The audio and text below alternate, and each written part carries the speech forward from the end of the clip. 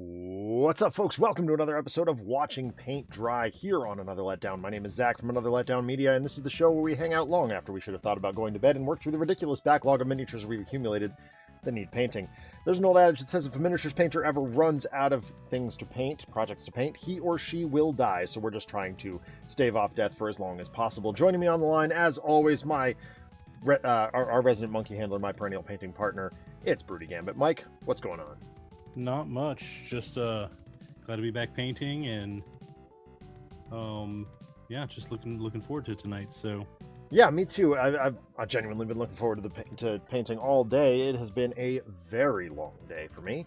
4-year-old's pool party, yay! that sounds Fun. exciting. Death. It's very odd, and we'll get into this more in a minute. I want to start painting. As with all the shows that we host here on the channel, we believe in civil rights for absolutely everyone, and being as inclusive as possible, so any comments or activity actively working against that goal are not welcome and will not be tolerated. Let's paint. There's the button. Yeah, so, if you can't tell from the title of this show, we're picking up the pieces right where we left off a few weeks ago. I'm working on the Wasp, and I've got some lizard folk hanging around over here too. Mike's working on Tomb Raider stuff. Yeah, so turns out when you live like in a community, the only thing I can assume is this is a homeowners association situation, because it's like it's a weird place, but like there's an available pool facility for people who live in this area, and you can notably tell when my daughter's classmate grew up in this area and has access to this pool, because she is a much better swimmer than any of the other 4-year-olds who are there. Yeah. And my daughter, like, she's like me. She doesn't really love water that much. The little one does, Maeve, but like in general, Kara would just be like, "Nah, I'm good. I don't want to do that." But like, she enjoys it once she's in, but it's definitely not her preference. Yeah. And it's so, yeah. So I was just like, all right. But, you know, we stayed, we had fun. Kara was like, yeah, I could go without doing that again. And I'm like, yeah, no, word. Like, I get it, kid. As opposed to me, I'm like an amphibian, so pool parties are awesome for me. Yeah, like, my wife is that way. I'm not into, I don't know. I don't like being wet at all. I just don't like it.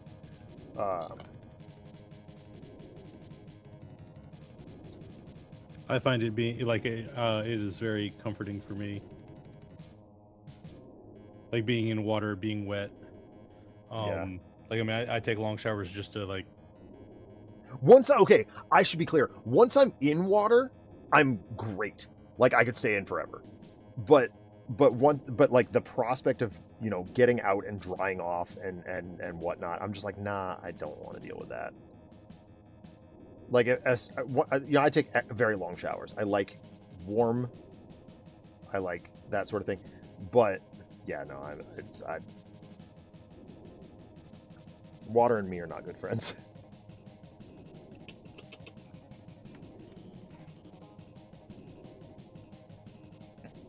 So how was your week? I know we chatted for a bit when we were playing Split Fiction, yeah. Split Fiction on Thursday. Yeah, no, I mean, you know, it's summer school, and it's great. Like, it's so easy to just, like, we can dive really deep in on student questions and stuff like that we wouldn't get to in the regular school year. So it's quite nice in that regard. There's been a couple of things that I would have changed, you know, would have done differently, but like, what's really interesting is we're doing Greek mythology as our summer school project, and so I am illustrating this map of Greece in the style of Hades, the video game. Okay. And the kids are really, like, it gives them a really good sort of indication of what of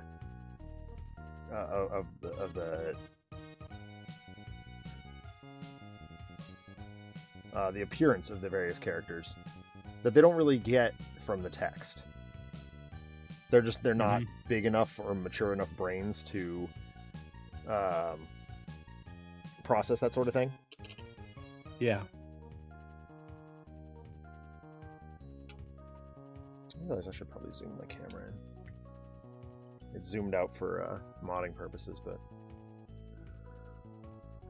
Did you do any modding yesterday? Yesterday, no. I actually didn't stream yesterday. My family needed just a little bit of extra attention yesterday. And I was happy to take a night off, honestly. Yeah. Oh, industrial dust. That's cool. So speaking of Greek mythology, I did go see the Odyssey yesterday. Oh, sick. I can't wait to see it. I'm so excited. I genuinely am more excited about that than any other movie this summer. How was it? It was fine. Yeah. In all honesty, like this is what I've been saying to people asking, and it's gonna sound weird, but I feel like it is fighting for the title of worst Nolan movie. Oh no. But like Nolan doesn't make bad movies, so that's still like a high bar, like comparatively. Yeah. I still think like Dark Knight Rises might still be worse, but yeah, it was okay. Like, and I don't really have any like ambition to like actively like see it again or anything like that, like I would most of his movies. Okay. I'm excited still. Like, yeah, it's definitely worth watching. Like, it's not like I was disappointed seeing it or anything like that. Like, sure. If you are excited about seeing it, go see it, because I'm sure you will still have a good time. I had a perfectly fine time watching it. It just like it could have used some extra work. Okay. I'm glad to hear. I'm actually glad to hear you say that. Like, as a filmmaker, I'm often let down by movies, so like that tempers my expectations a little bit. Yeah, and that's good. I don't think I've watched it. So like, I think the most recent Nolan movie I've watched is Inception. Wow, you've missed quite a few. I have. And that could be wrong too. I did not see Oppenheimer last year when it came out, or 2 years ago. I forget when that came out. Yeah, a couple years ago. I didn't see that either. I haven't seen Oppenheimer. I haven't seen like every Nolan film, so the whole like fight for worst is also kind of asterisk because I haven't seen everything to make that full judgment. But right. Yeah, I haven't seen Oppenheimer. And I haven't seen like Dunkirk, but I haven't seen Dunkirk either. I mean, I could just do this. Oops, no, that didn't work. All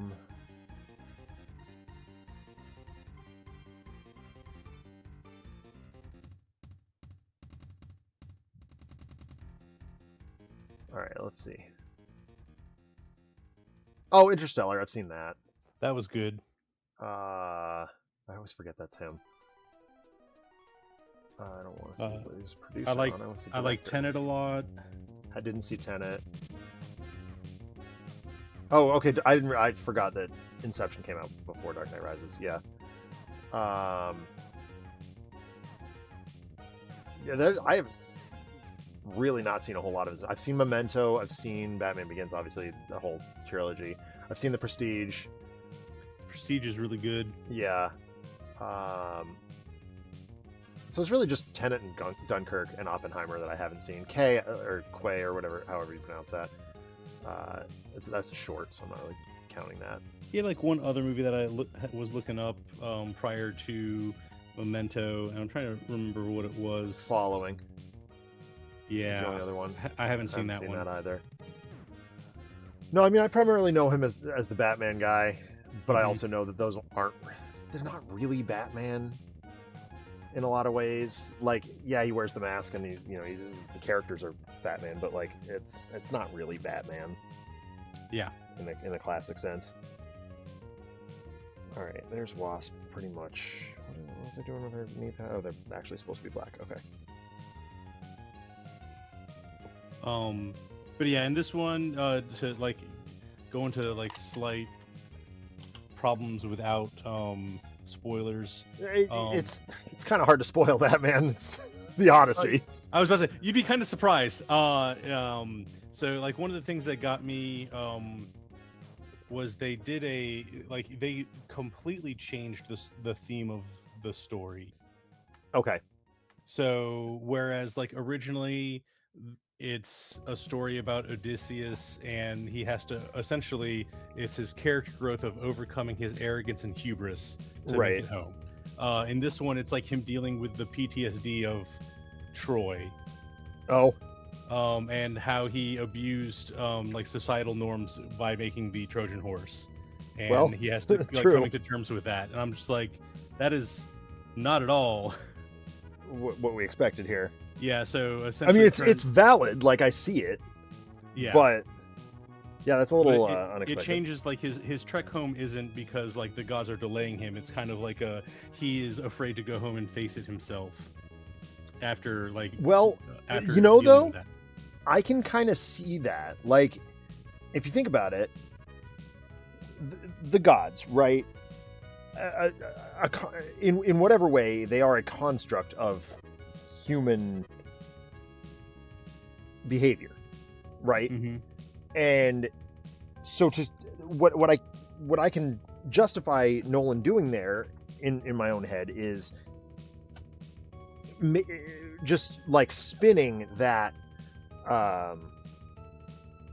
notion and being like, so what, we all know the story of the gods interfering, but what if that god interference was in fact Odysseus's psyche sort of again dealing with the PTSD of what he did?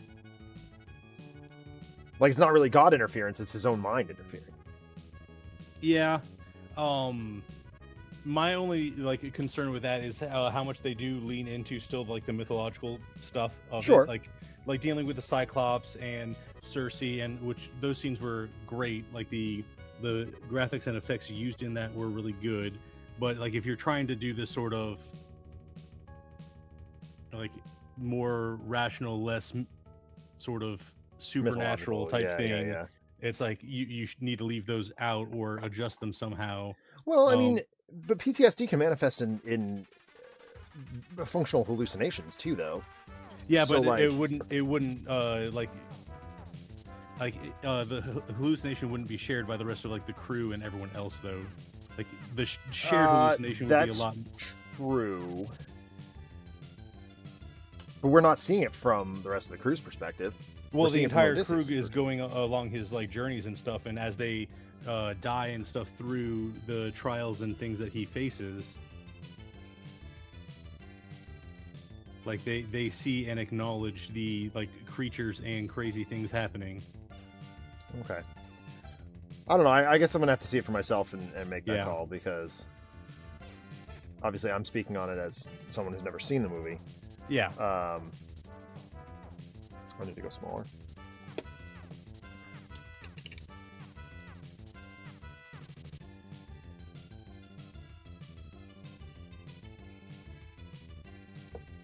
But yeah, the effects were really good. Like I said, the design for the Cyclops, Circe changing all the guys to pigs, that stuff like looked. It was very unsettling in like a good like horror film sort of way. Yeah. But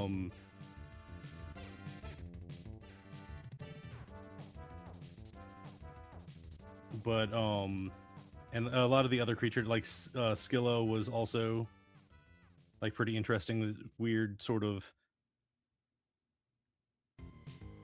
crab pterodactyl thing. I don't know the best way to describe that. It was like creepy. Nice. Creepy in a good way. Like, yeah, I've Scylla as presented in Hades 2. I was like, what? what is you? Charybdis also was like weird. Yeah, Charybdis in this you don't really see. You just see the whirlpool. You don't see like the creature inside the whirlpool, like the Sarlacc, that like creates the whirlpool. Yeah.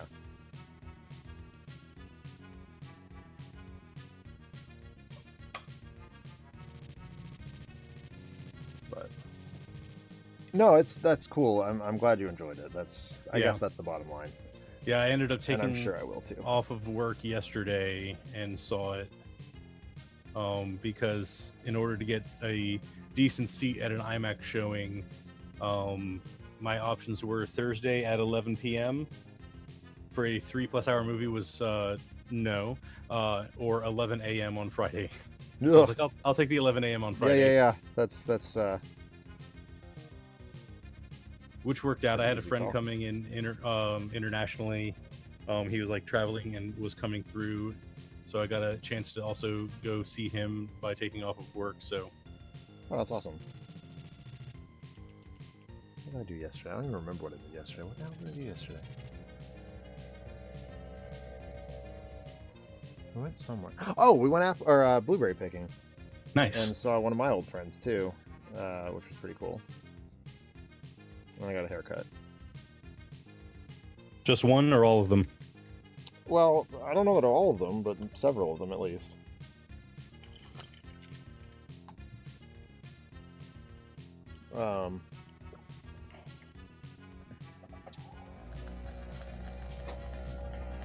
Sure. That might be too much. Nope. Yeah, too orange. I dislike it when you do this, paints. You clog up. The dropper tip stayed in the cap. Oh, yep.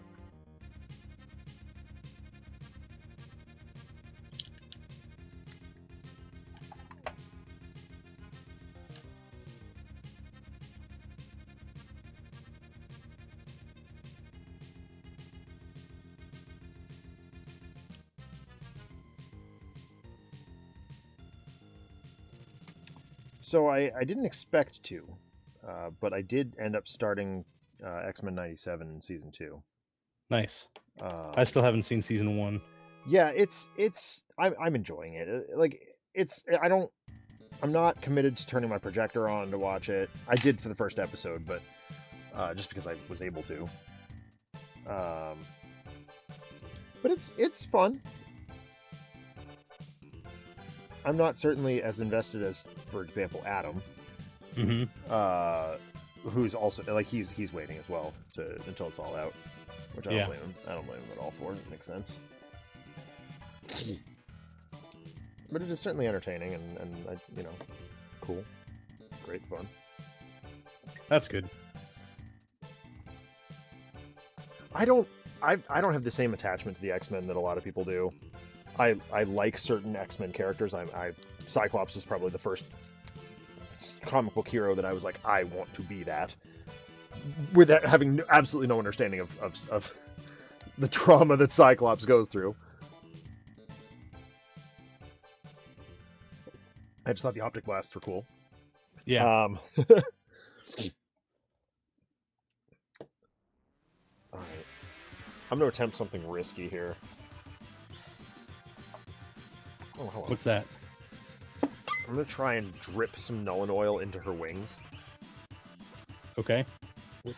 And that's the clear coat wings? Yeah. Because I already did the translucent red. Okay. Now I want to see if I can just get the hexes to show up a little bit better. I just got to figure out which side they're on.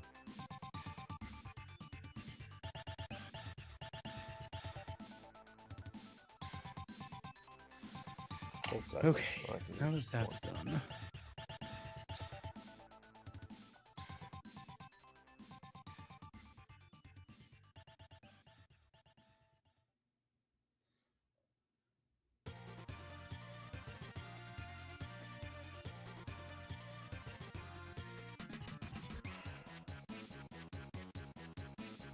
I don't think this will work.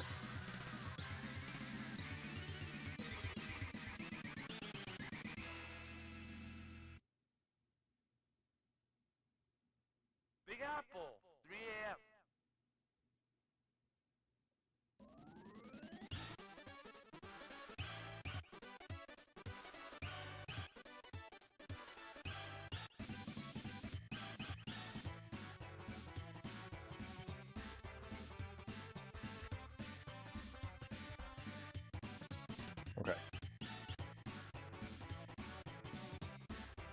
This actually is working way better than I expected. That's always good. Yep. I had forgotten that there's an incredibly important difference between inks and contrast paints. Mm-hmm. And that is that contrast paints are still intended to fill all the area where inks are supposed to go through between the lines.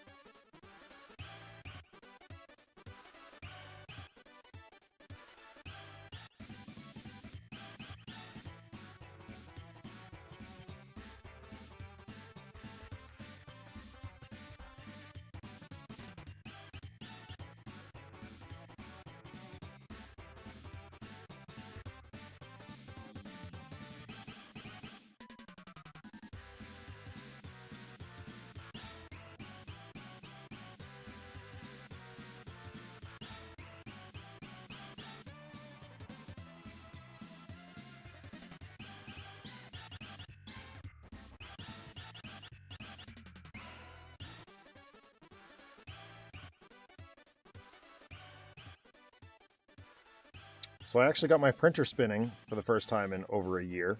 That's yesterday. Good. Yep. Had a little help. My 4-year-old was very interested. So I gave her a pair of safety glasses and let her take things out of the wash and cure. Once they were all done. Awesome. Yeah, I wasn't going to let her touch raw chemicals, but I was like, yeah, you can, take them off the cure station. That's fine, because they're done at that point.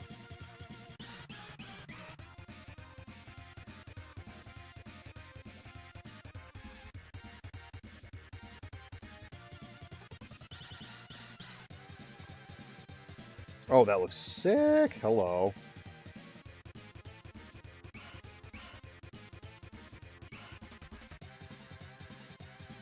Yeah, I actually really like that. All right, Nolan Oil to the rescue again. So many little rivets.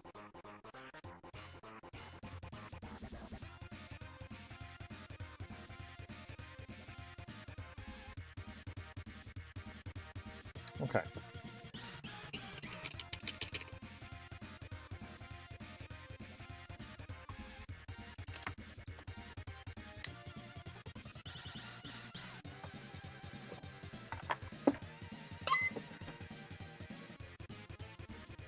Alright, well that's Wasp, other than the base ring, and we'll let her dry a little bit first. I do have Mini Wasp still, but I'm not super motivated by her right now.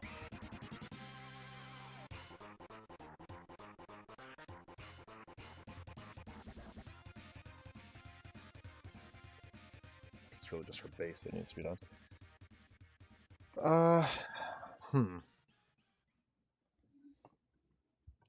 Sewer surface.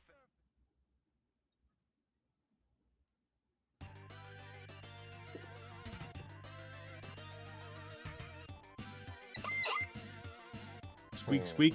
Yeah, it's this drawer. Oh my god.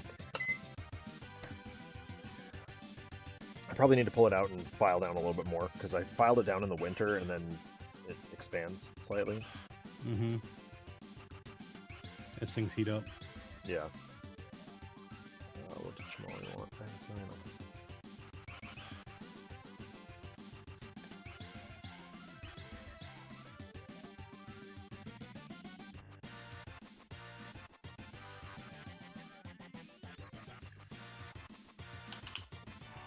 Shmuley's just making predictions for what we're going to discover about our game needs fixing. And I think he's right. I really do think he's absolutely correct, but we're at the point now where we're just getting it reviewed while at Gen Con or something? No. We're just doing internal testing, but it's the first time that Adam and I will be together, or any two of us will be together in the same room long enough to do it.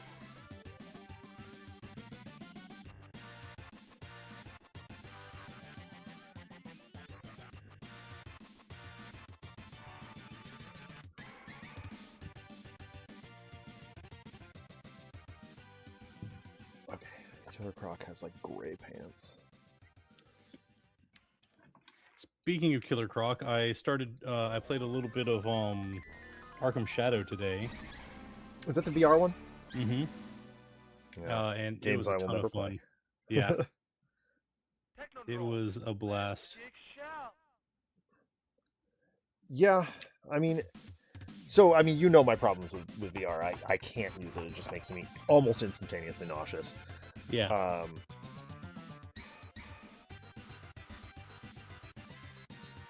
But I am bummed that I won't get that piece of the story. Because it is part of like the proper Arkham like. Yeah, it seems series. it's taking place from what I've gathered in a little bit. It's after Arkham Origin, but before the rest of it. Oh, okay. Oh, that's not too bad then. Like it's like so Arkham Origin takes place over like Christmas. It's like Batman's first year there is over Christmas. This is like 4th of July. Okay.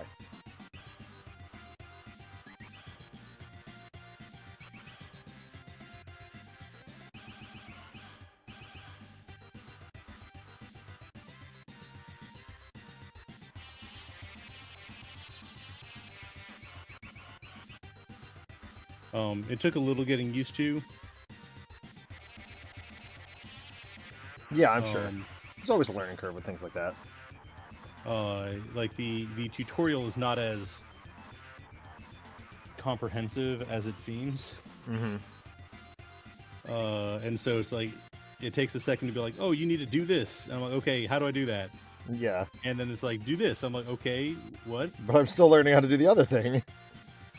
Yeah, it's like like pull this trigger like on your thing to pull out a batarang. I'm like, okay, I'm tapping that and the batarang's not coming out. It didn't explain that you have to like reach to your gauntlet of your other hand and then hit the button to pull out like equipment and stuff like that. It's just like that's I don't it's like that. Activate detective mode. I'm like, okay, how do I do that? And it's like, pull this trigger. I'm like, nothing's happening. It's like I have to move my hand up like I'm turning it on at like the cowl. So I have to pull my hand up and then take yourself out of the game to What? Well, that's almost like you have to take yourself out of the game to do it. No, it's not, but it's the kind of thing that I would deliberately be like, no, I'm not doing that. Yeah, it makes you like go through the motions as if you were Batman. So essentially, the whole pulling devices and stuff out of your utility belt, you have to like reach to your waist area and then pull the trigger and then you pull it out.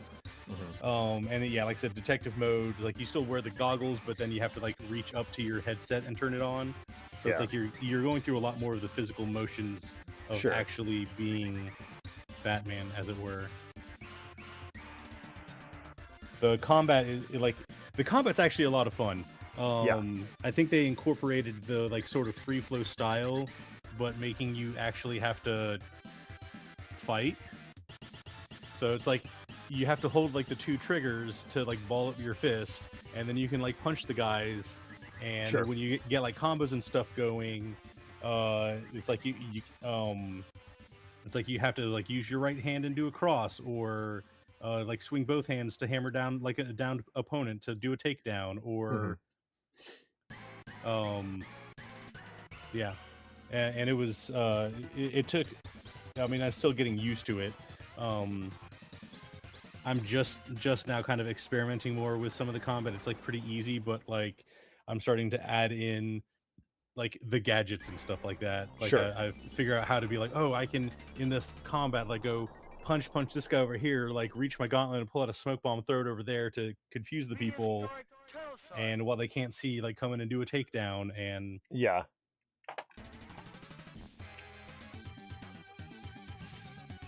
that's cool. You're just gonna have to get a little bit more practice before I can do it as seamlessly as like obviously in the game with a controller. Yeah. But it does also pay attention, like you can't punch too fast because like your combo will break if you try and swing too quickly. Oh, okay.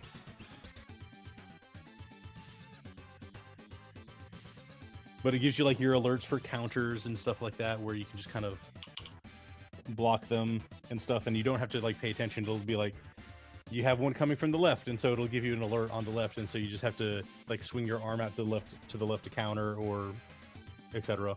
Yeah.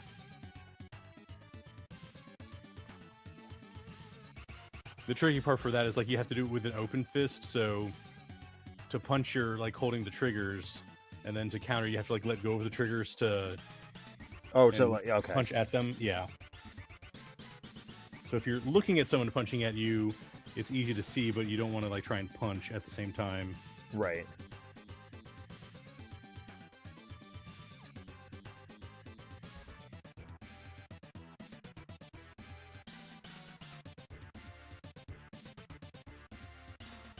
No, I mean, other than Split Fiction and Tales of Adventure, I haven't been playing a whole lot. Yeah. I finished Zelda Echoes of Wisdom a while back. That was a lot of fun. Yeah, it was. I really enjoyed it. I still say the menu system is garbage. The Breath of the Wild style menu system is not pleasant to work with. But I did not like having to, like, if you're trying to cycle through and pick out what echo and stuff you want to use, like, it was really frustrating at times. Yeah, exactly. That's exactly what I mean. It's like, and you could like go through and, you know, favorite them or whatever, but 9 times out of 10 you were like, oh, I need this really esoteric one that I've used exactly once ever. Mm-hmm. Or just like collected incidentally and forgot about. Yeah, the problem with me, like, I'd get into like some of the boss combat and stuff, and then I'd forget that I can actually do combat things. Yeah. I kept doing everything just trying to make an echo. It's like, oh, summon this enemy to fight, or things well, like that. Once you get the Lizalfos level 3, you're like, oh wait, I can just summon this and let him do things. Yeah. Or the there's another one. I don't remember, but there was a couple of level 3 echoes that I was just like, I can just like rest on my laurels now. What I like doing was they only cost 1, but like the crows. Yeah, crows are great. When they attack, they drop money also. And so right. And so it's like, oh, just summon like 7 of them, and they'll just mob everything, and then just drop a whole bunch of rupees for me. And then I'll pick up the rupees. And because they fly, they can get like elevated things as well. It's not all just everything on the ground. And like, I would forget that I could fly on the back of keys. Yeah. Like, there's a whole puzzle that's centered around, hey, you definitely should have keys by now. You can definitely fly. And I'm like, the hell I can. And then I was like, oh, wait. So yeah, there was some frustrating bits, but like the story was fun. It was cute. I liked the way they, you know, they made Zelda perfectly like capable as a character. Mm-hmm.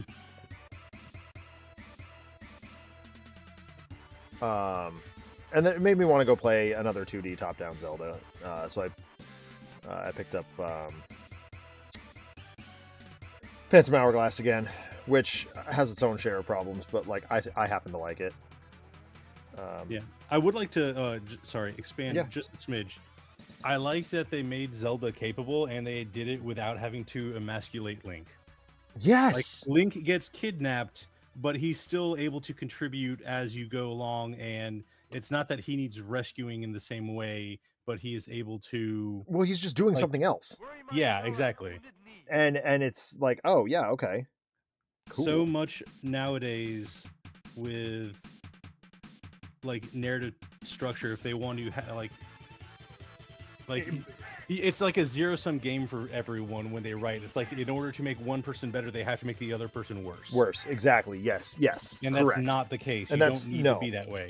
No, and not it's at all. Just weak storytelling. You find a good way to tell that narratively instead of like shoehorning it.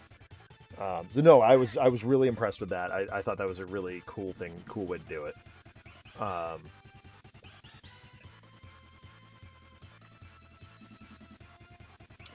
But yeah, so I did bring myself back to Phantom Hourglass, and I am really enjoying it. I'm reminded of why I enjoyed that in the first place. Although, you know, however many years, almost 20 years on, it does hurt my hand to play 3DS with the stylus. Oh yeah, like it is very painful. I have not used my 3DS in so long. Also, the stupid collapsible stylus.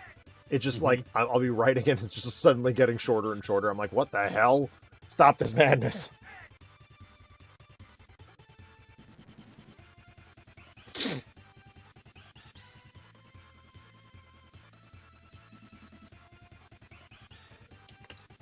Oh, I should show off what I printed, shouldn't I?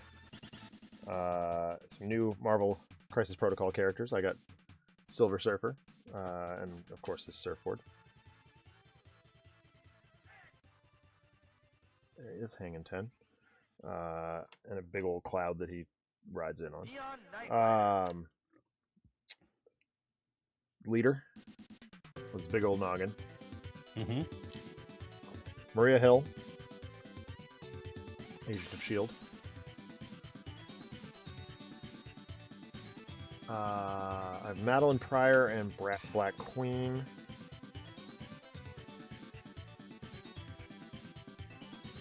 And the legend,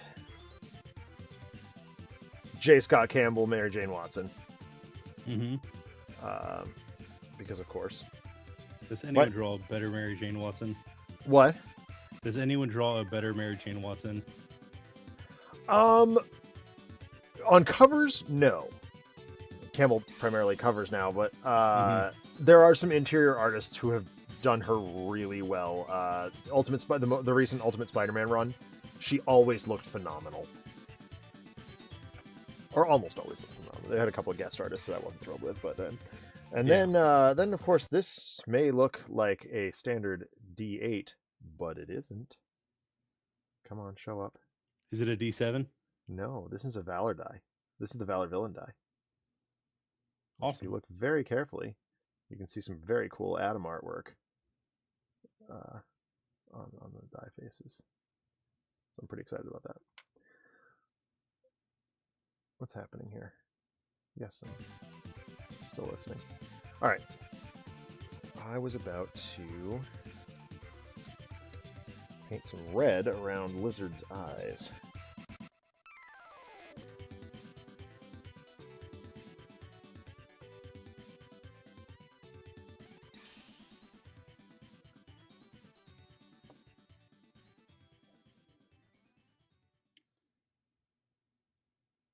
Darby, where no turtle has gone before.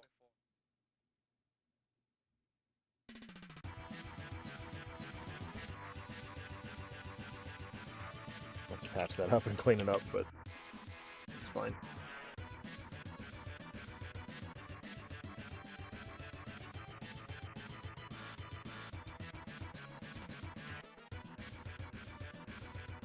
Red paint ended up more runny than I expected, but that's fine.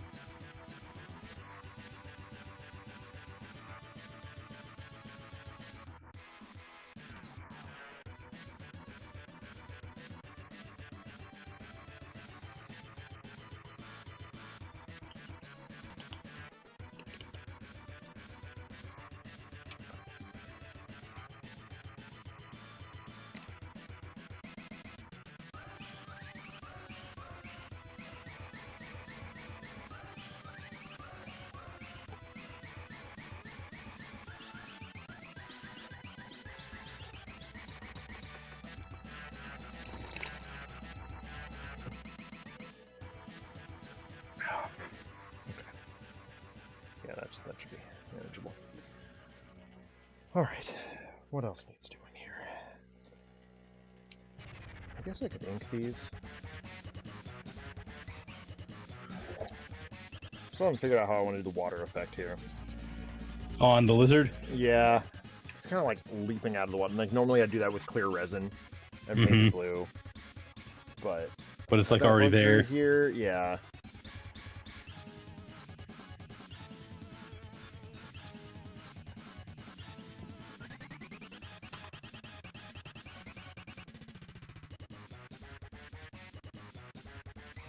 So I might have to look up a tutorial on painting water. I know I have one somewhere, but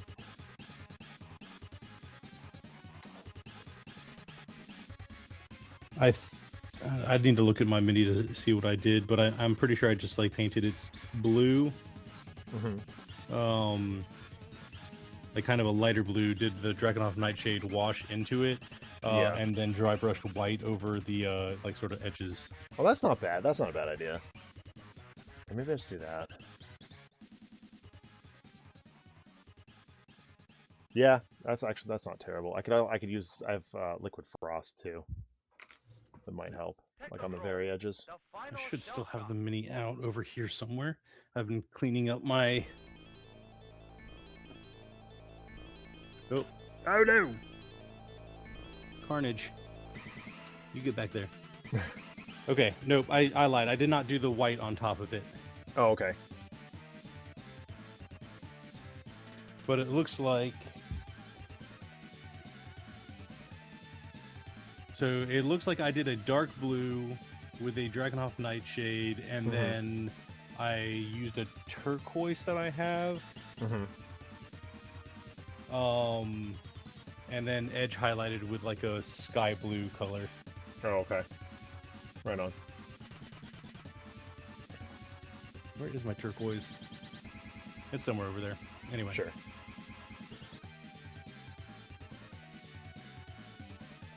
Yeah, I think I did it that way because I needed distinction between like his jeans. Oh, okay. I gave him like khakis, so. Okay, yeah, I gave him jeans, and so that was like a blue with also the light on top of it. But I added the turquoise to give it more distinction. Okay. Well, then I'll do the way you suggested in the first place. Yeah. Let's see where did I put? Oh, I gotta make my list of TT combat paints. TSA is gonna be cranky if I try and buy paint. Oh, like fly with them? Yeah. They're technically small enough, but like... If you come back with like a dozen of them? Yeah, they'll probably get mad about that.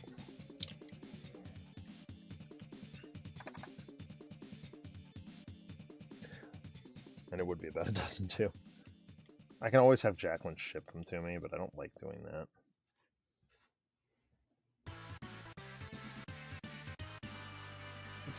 As much as I liked it to.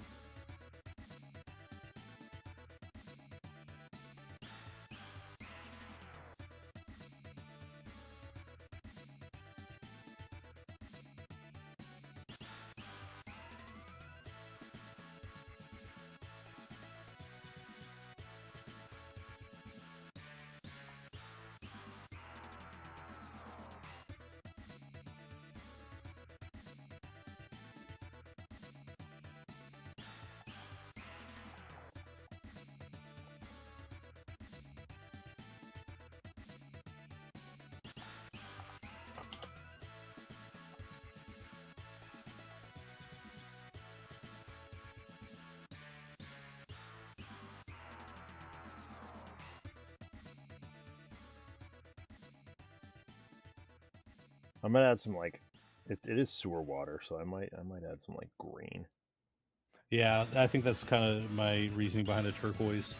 Yeah. Or I can make the Ghostbusters reference and make it pink. Hmm? I said I could do the Ghostbusters thing and make it pink. Ghostbusters 2. Huh? Ghostbusters 2. Okay, I haven't seen that one nearly as much as I've seen the first one. It's where they find the river of pink slime, and it's all the negative emotions. Yep.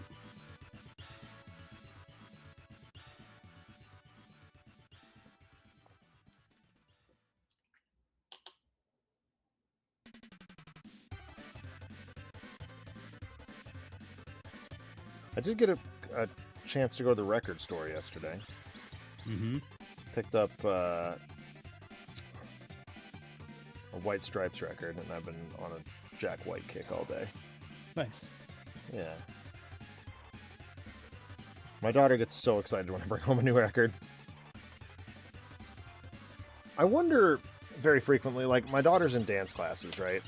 Mm-hmm. And the place she goes for dance is, like, really competition focused. Yeah. And it's like, I don't know how, like, what is going to be the threshold of my daughter's patience with that? Like, she just wants to move. Yeah. You know?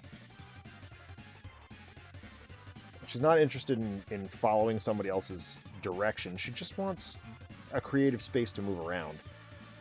And, like, she'll do the performance thing, but she'll kind of do it her own way. And I think that frustrates her teacher on some level. And I'm like, she's 4. Like, she doesn't know what kind of music she likes. Yes, she claims to be a Taylor Swift fan, but she doesn't care. Yeah. Like, I can play Def Leppard covering Taylor Swift, and she's just as happy to just hear those words. Mm-hmm. Or, like, I bring home a White Stripes record, and she's thrilled. I bring home Foo Fighters, and she's like, oh, is this Foo Fighters? Yeah. Cool. She doesn't care. She just wants something to move to. Yeah. And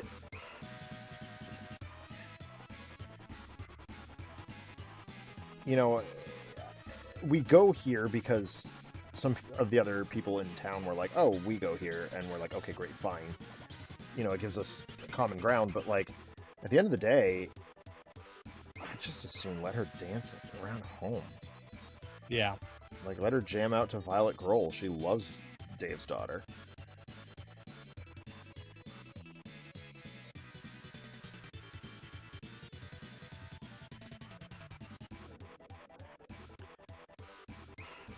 Now, at 4, this is less of an issue, but as she gets older, like, keeping with it, even without the dance competition, the skills you learn of, like, interacting with people and the way that it takes to choreograph and move with other people, yeah, is going to be a very helpful skill.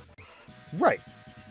And So, and there's another dance studio that's even closer by that is a lot more chill. From what I'm hearing, and I'm like, maybe that's the move. Like, I don't know. The place we're going seems very intense. Yeah, dance competitions can get very, very intense. And it's also like, you know, this is me doing Sherlock Holmes stuff, obviously. So I'm not 100%, and you know, I'm not Holmes, and I know that. But at the same time, I'm like, it doesn't take a rocket scientist to recognize that a lot of these, like, dance moms are, and instructors specifically, are, like, living vicariously through these kids. Yeah. And it's like, what are you trying to prove? Like, I just feel like they're trying to prove something to someone somewhere. And they're very nice, and don't get me wrong. So I'm not being judgmental, I guess. I'm just analyzing, like, is there something that you think that these kids are going to be able to do for you that you can't do for yourself? Because that seems like, if that's the case, it seems a little weird. And in clarity, I hope I'm wrong. Because the best case scenario is, oh, they had success with this when they were young. They're trying to share that success with the younger audience. And that's you know, that's the best.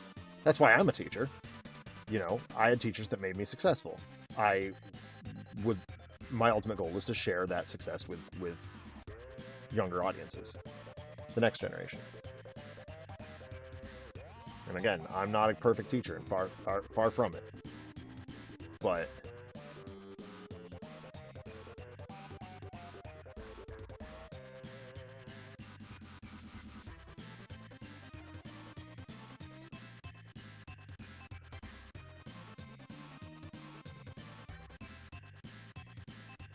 yeah, it is always a tricky situation. I think on some level it's the burden of knowledge too. Like, I know why I'm a teacher. Why are these people teachers? Yeah. But yes, with some parents, like sometimes it's the kids like dancing, and so the parents, like, it may not be them living vicariously, but it's like their entire world revolves around their kid, and so they sacrifice whatever they can in order to do that. Right. For them. And it's not necessarily for their gratification, it's because they seek the child's gratification. Yes. Yeah. And that can also lead to, like, non-healthy outcomes also, but oh, absolutely.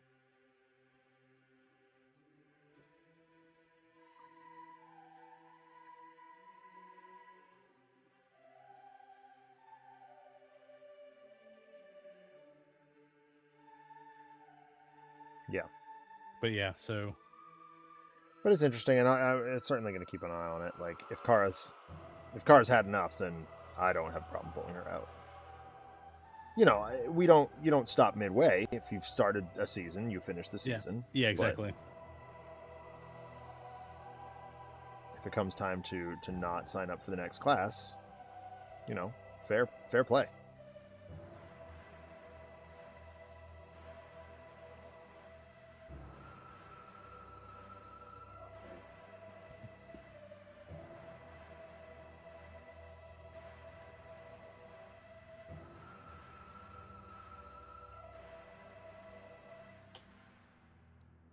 I'm almost done base coding these guys. Nice. This is one of those, someone slopped out a bunch of material onto a 3D print file or a 3D sculpt. And I'm going to be at this for a while. Adding more and more and more blue. Fortunately, I primed it white, so if it does end up getting... if I miss something, it's just splash at the end of the day.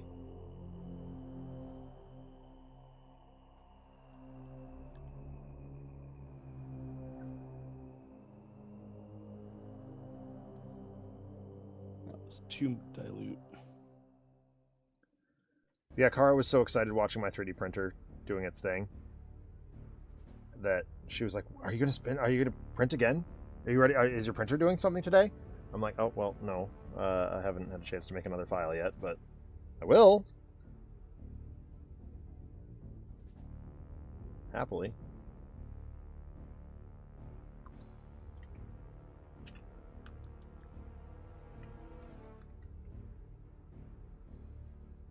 Next up, I've got, I think the Howling Commandos. That's awesome. Yeah. And the Howling Commandos and Wrecking Crew.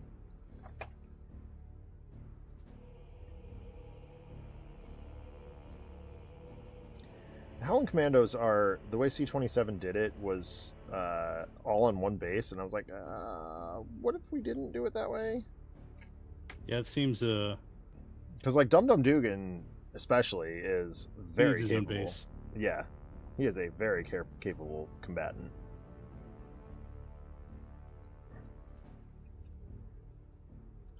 I'm still a little miffed about how Dum Dum Dugan has been treated in the past, like, 2 decades.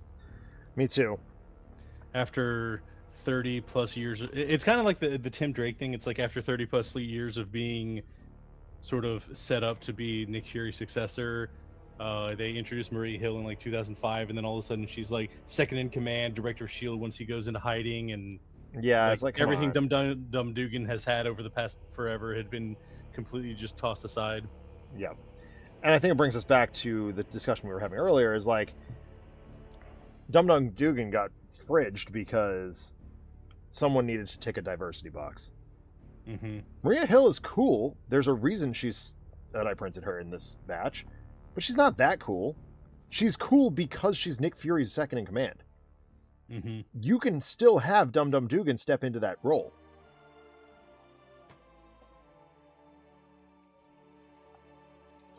You know? Yep.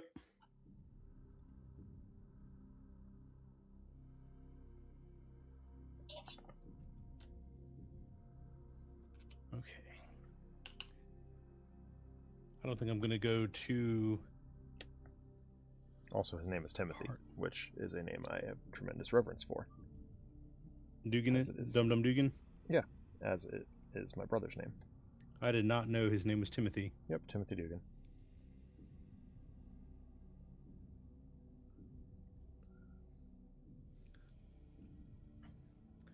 So I think the only weird, well, I say weird, name that I can like remember the full name that is Mickey Mouse's full name is Michael Theodore Mouse. Yep. One of my favorite things to tell my students, this is usually when we're doing like our unit on like source tracking and you know, double checking on the internet. Mm-hmm.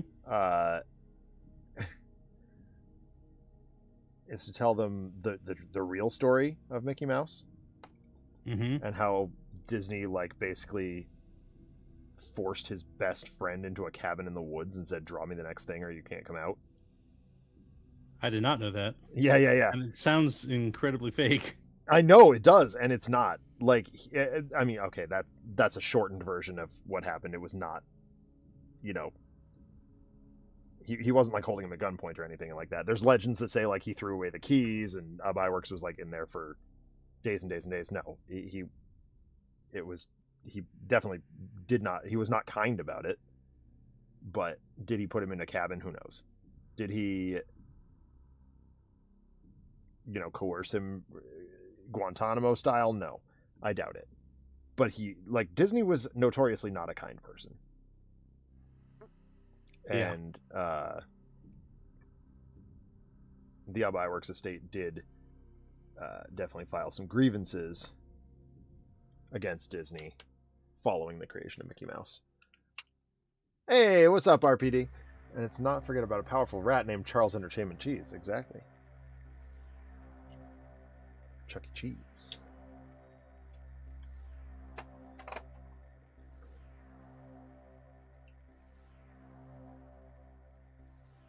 RPD, has Kevin dove in on the history of Mickey Mouse? Kevin Perjurer. That's the guy who does Defunctland. RPD and I both very big fans of those documentaries. Microdocs? Is that what they're called? I mean, hardly microdocs. Kevin does go into excruciating detail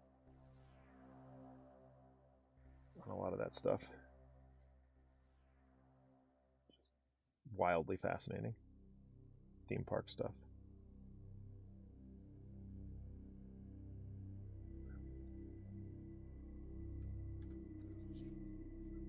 Probably somewhat as part of his overarching. Yeah. Okay, that's what I thought. RPD, was the thing about Buzzy, that wasn't Kevin, was it?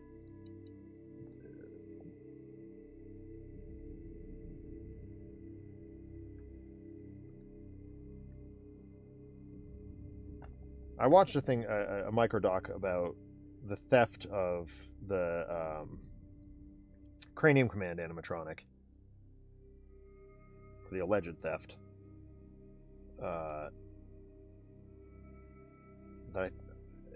It must have been linked from a Defunctland video that I was watching just kind of idly. It just went on in a playlist because it was really interesting. Like,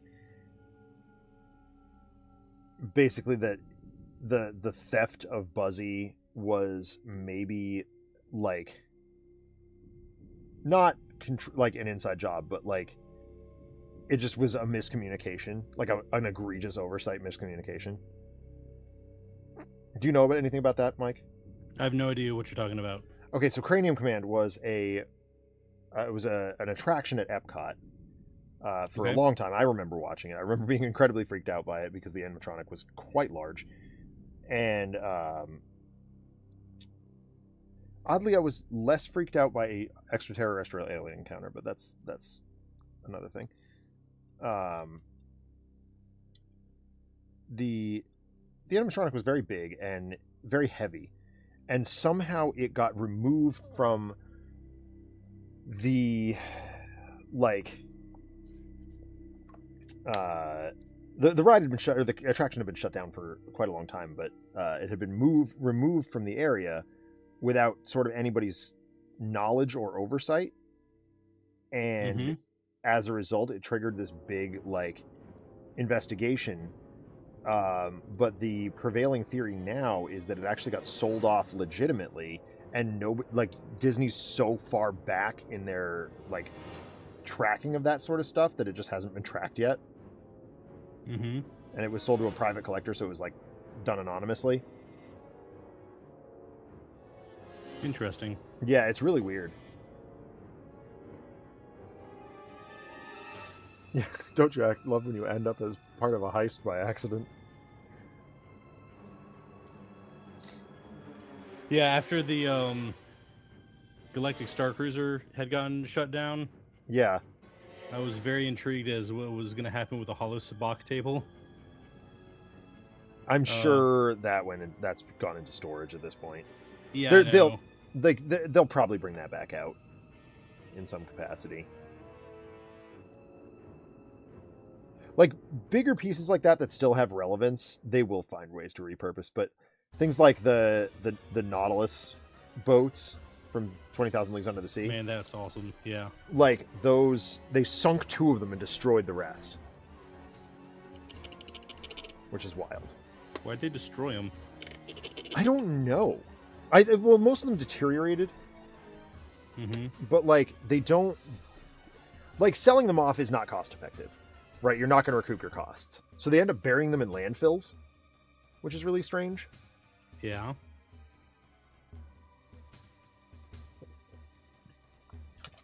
I don't know. Disney's practices for that kind of thing are really bizarre.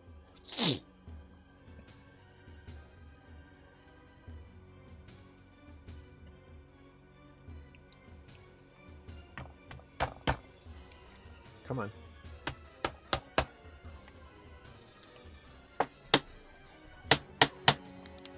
There we go.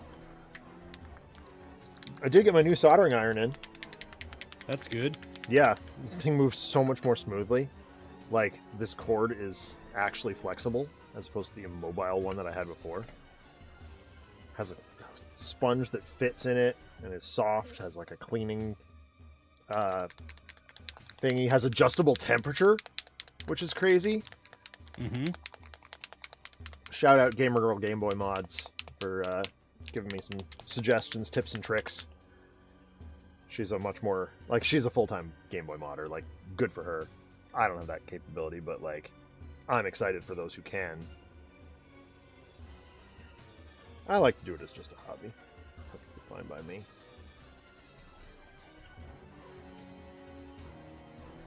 Allows me the freedom to kind of explore other consoles and other projects. I got a NES on my workbench right now that I'm doing on commission. I don't know what's wrong with it, though. That's the thing. That is problematic.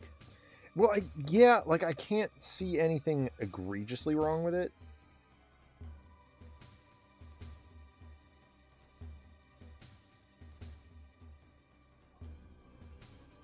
But she says it's not reading discs, and I'm like, or cartridges, and I'm like, that may just maybe because it's just old tech, and you have to kind of baby it a little.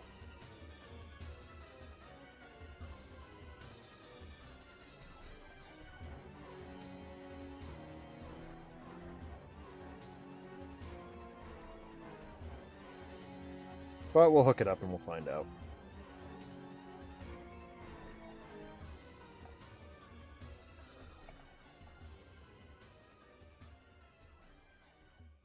I'm being very lazy with this wash. I'm not exactly being not lazy with what I'm doing right now. These like they said this when they like made it. They made miniatures for it, but they didn't want to focus on the miniatures. They wanted to make it cheap and cost effective for people, but to have the miniatures in case people wanted it. So they announced ahead of time, so it's like you shouldn't be like surprised. They are like lower quality stuff. Yeah.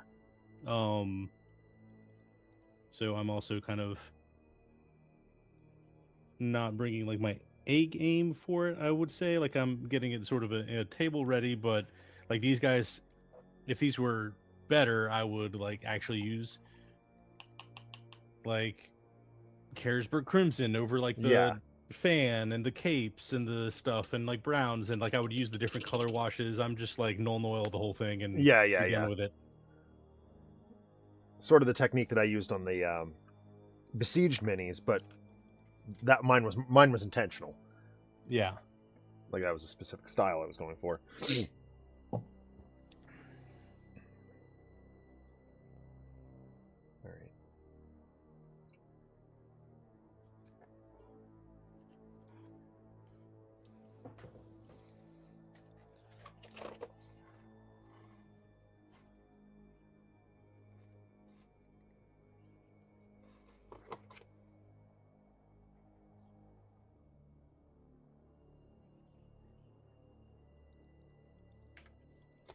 Since I have all the colors out, I might as well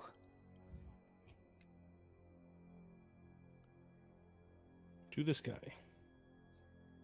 Seems solid. It follows the same color scheme. It's like the boss version of this enemy. Oh, sure. So it's like I've already all got the bronze and the red and all the different colors out. So it's like finish off with him.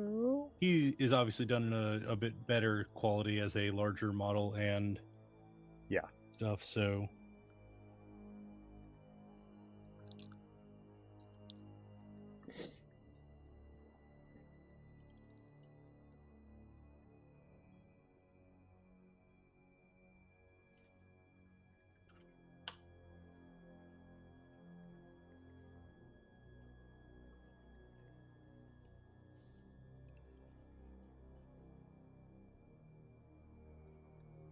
yeah, my daughter's 4th birthday party is next Saturday.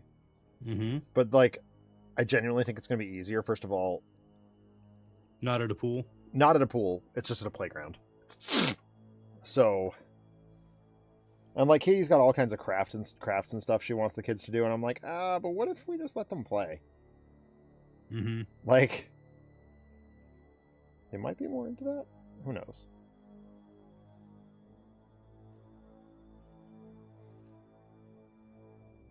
I know the kid who we were celebrating today's mom wanted to get a picture of all the girls together, and we didn't. I was like, well, oh well. It happens. Yeah. Therefore, they're playing. This is good.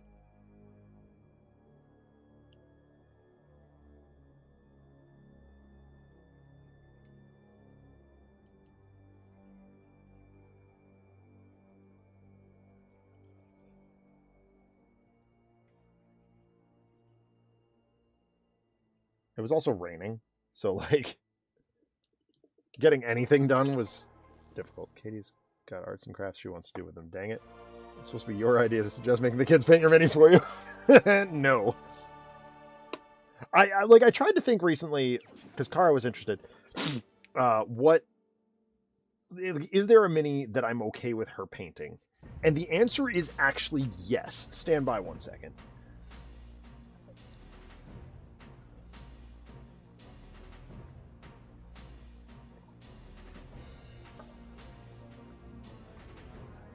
I have this Daily Bugle newsstand thing, and I was like, oh, Kara, what if you painted a bunch of graffiti on it? And so she did, and I will be kind of painting around that to make it look more like graffiti.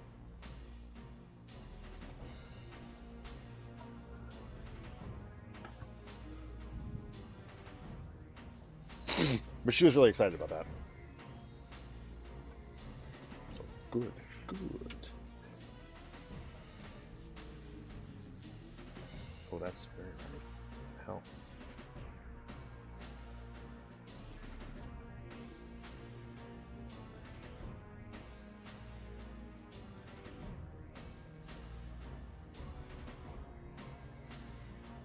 Spider-Man paints graffiti on Daily Bugle walls. I don't want graffiti. I want pictures of Spider-Man. Yeah. Parker! I don't want graffiti, I want pictures of Spider-Man! If I wanted pictures of graffiti, I'd take my cell phone out. Improvising J. Jonah Jameson is not working out for me.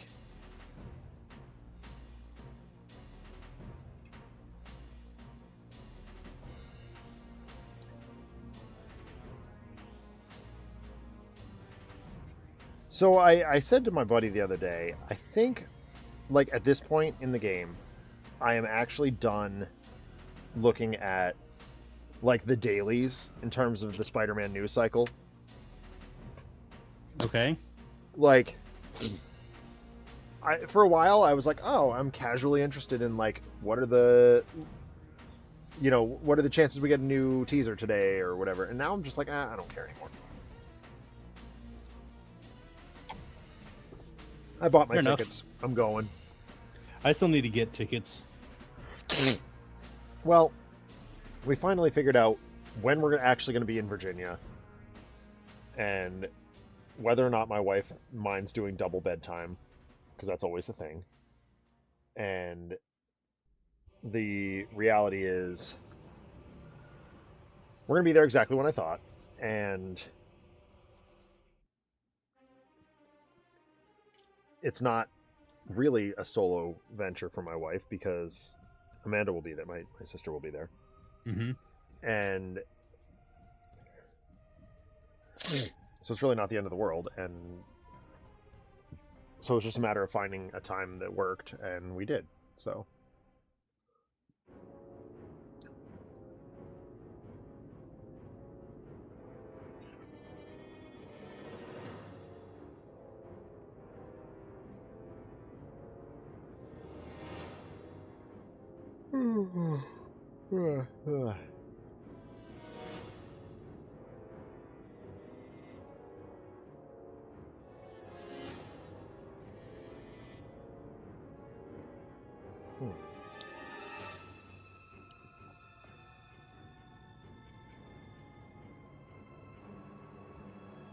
Whoops. What's up? I just missed a bit. No big deal.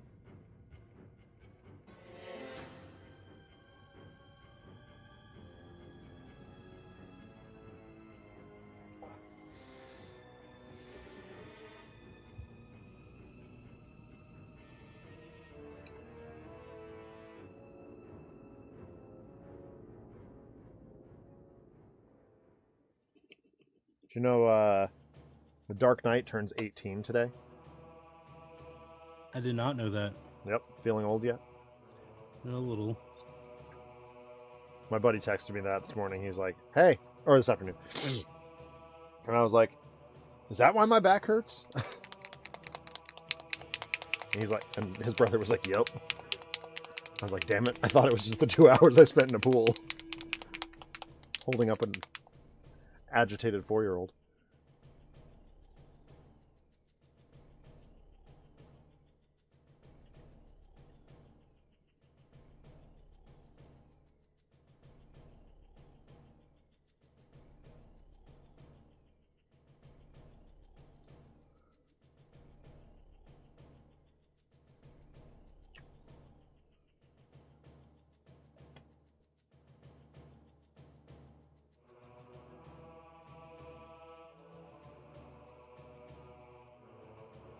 Oh, did I tell you I got a copy of Metroid Prime 2 for like just over half price? That's awesome. Yeah, I was really happy. Little eBay sniper action. Good job. I've always been good at that sort of thing. Like, maybe it's the ADHD, maybe it's Maybelline. I don't know. Is that the right ad campaign? I don't even know. But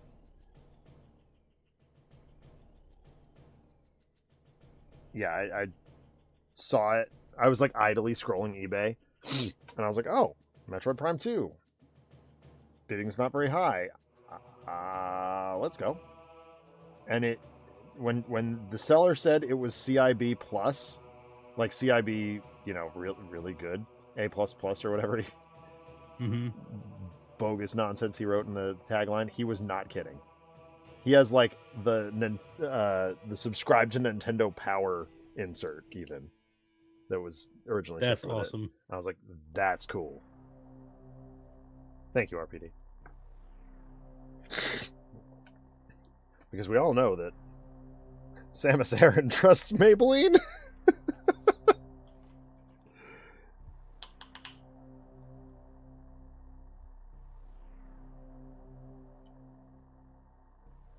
Official makeup of the Galactic Federation.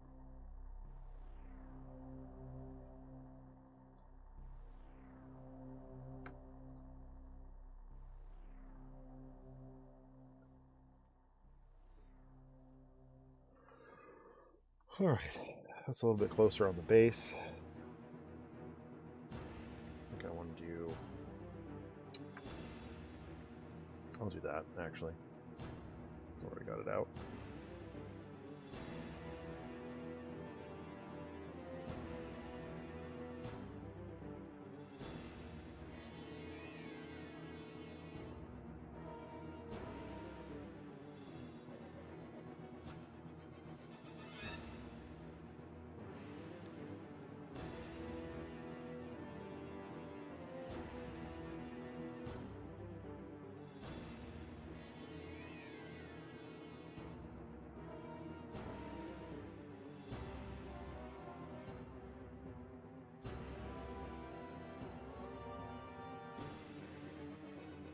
So it was fine.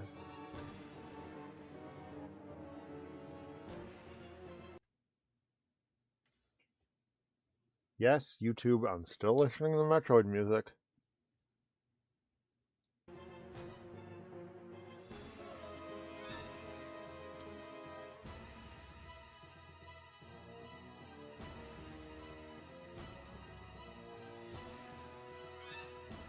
Oh, that's what I was trying to accomplish there. Okay, never mind.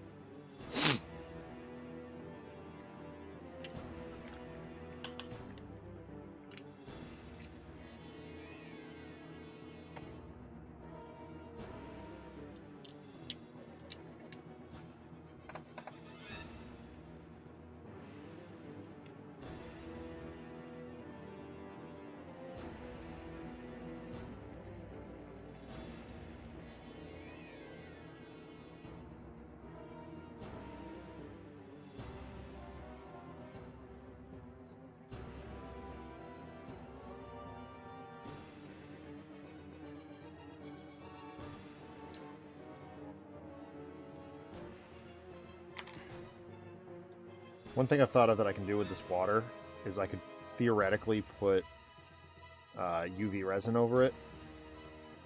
Mm-hmm. And just harden it, but I need a UV light. So we'll see. I might do that. I could also just use gloss varnish.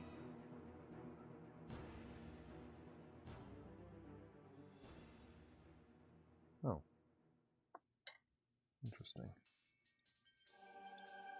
Ooh, buddy.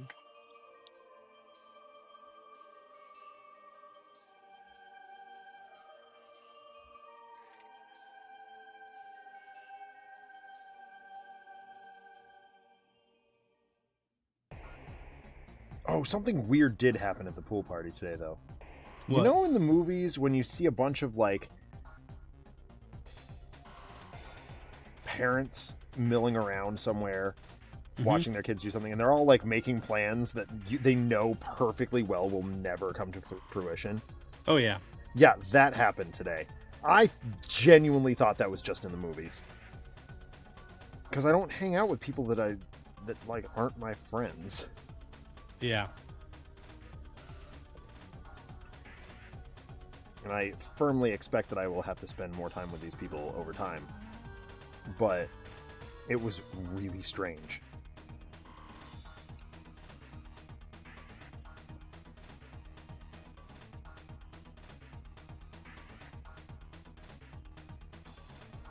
I was talking about, flying all over the place with primarily greater than games, but like, and one of them asked, like, what do you do with the board game industry? And I'm like, well, right now I'm just kind of a glorified salesman, but when the time is right, I do a lot of like pitching and demonstrating and product analysis and stuff.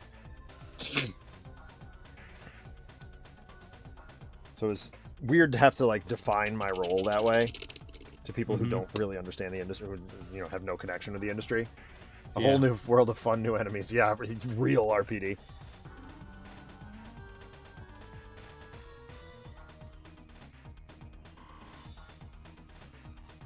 I don't know if enemies might not be the right word. Non-player characters might be more accurate from my perspective.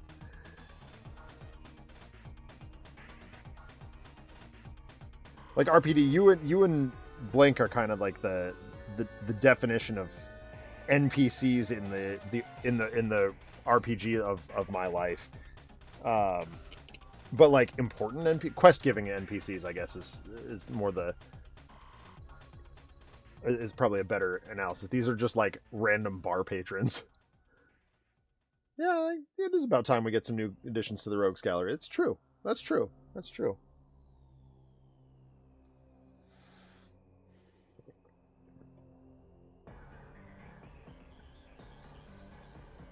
Alright, that base makes Lizard look a lot happier.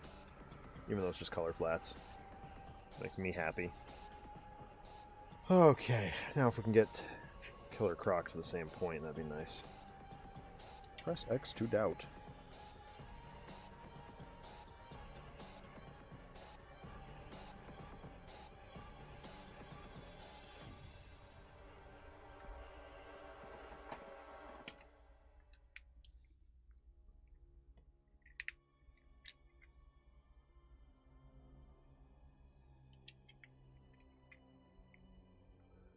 I'm the guy who keeps trying to sell you side quests and or trying to push you toward the secret or stupider endings the game has to offer. Yeah. But still, I mean, that still falls under the purview of quest-giving NPC. Isn't it?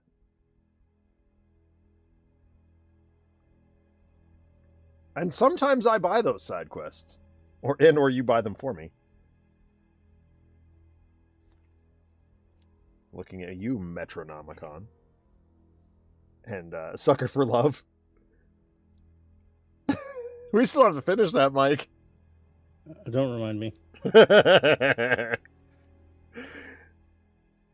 You know what's really, what amuses me more than anything about that game is how into it you and I got. Like we were literally, I went back and watched that. We were locked in. Like we were really working at it. Yep.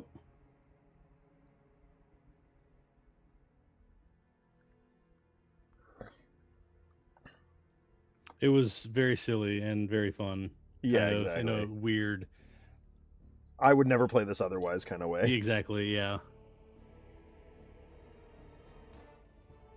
was like on a lark. Yeah. Well, I kind of blindsided you with it too. I was like, "Hey, we're playing this thing, and I need your help." Mm-hmm.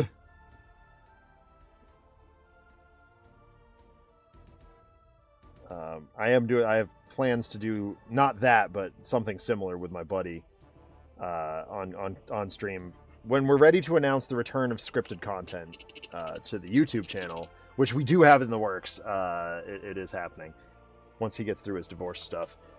We're going to do a sort of live announcement, and we are calling back one of our favorite sketches. It wasn't our first; it was just an early one. How not to make a sandwich. And rather than, planning it out, I'm going to plunk Paul down on the camera and be like, all right, you're eating whatever we hand you. And you have to improvise your way through it. And the sandwich that Kyle and I have concocted is a true nightmare.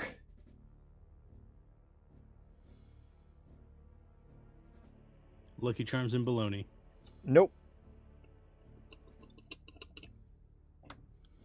Although I will tell you there's a more notorious mystery meat involved. Cool. Yeah. Oh, I like this. Okay.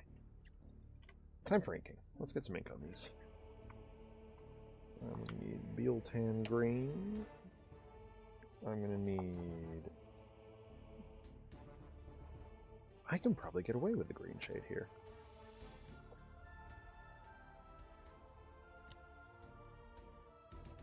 Screw it, let's try it.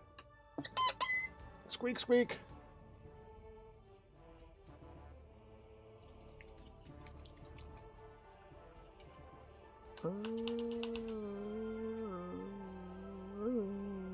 No. You know what? I'm going to ink them the same way. 5 feet high and 3 feet... the ultimate sandwich. 5 feet wide and 3 feet high. No one's ever eaten the whole thing and survived. It comes with a bucket of ranch on the side. I'm going to get copyright struck. I have no idea what you're referencing there. Ninja Sex Party. Okay.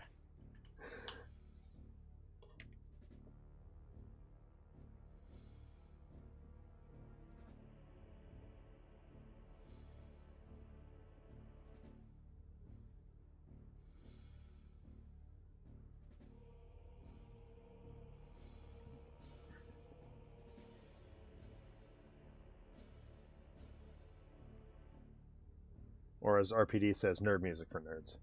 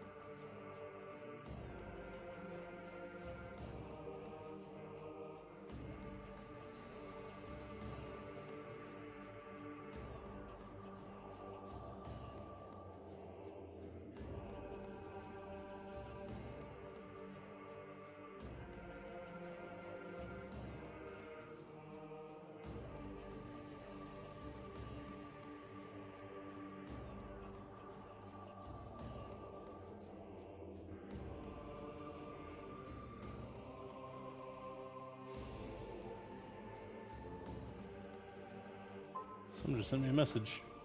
Oh, Oh, they RPD. did. Oh, did he send you the link to the... I'm assuming he sent me a link to it. It's genuinely, it's one of their better songs, I think. It's an earlier one, but I like... It's not intimately tied with anything... Like, you don't have to have any prior knowledge. It doesn't... They're not aping any particular style. It's just a silly song.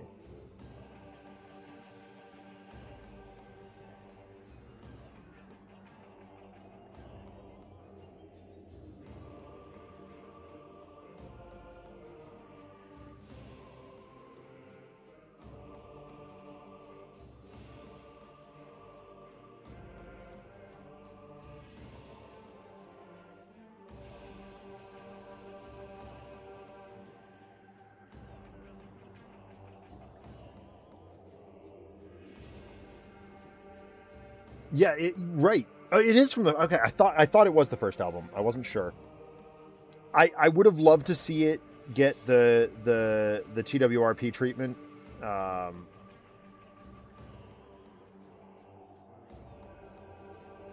they've never... They don't seem to want to go back to that one. And it's a shame, because it is a great song for a nerd comedy duo from New York.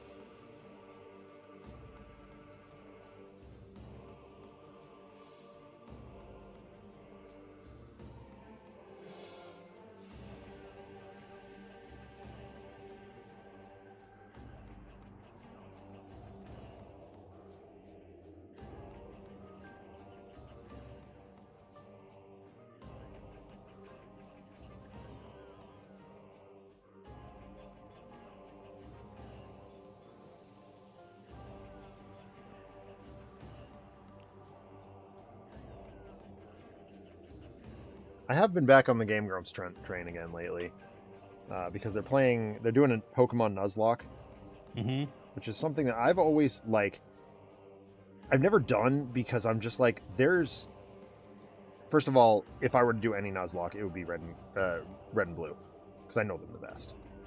But second of all, like, it's not hard to do a Nuzlocke of red and blue. It just requires an obscene amount of grinding that I don't have the patience for. What do they say by a Nuzlocke? If your Pokemon faints, you release it. Okay. And you can only catch one Pokemon per zone. And you have to nickname all your Pokemon so you become emotionally attached to them. It's... A lot of fans do it, and Greg does it. I'm just like, I don't care. I'll be honest. But if to watch someone else do it, now there's something that has my attention. Especially when they're playing it off for comedy. So I've been watching Aaron foolhardy his way through, like forgetting that he has EXP share attached to a Pokemon that it then trades. Oh, that's unfortunate. That was awesome. Well done, Aaron. I thought Dan was going to throw himself out of a window when Aaron did that.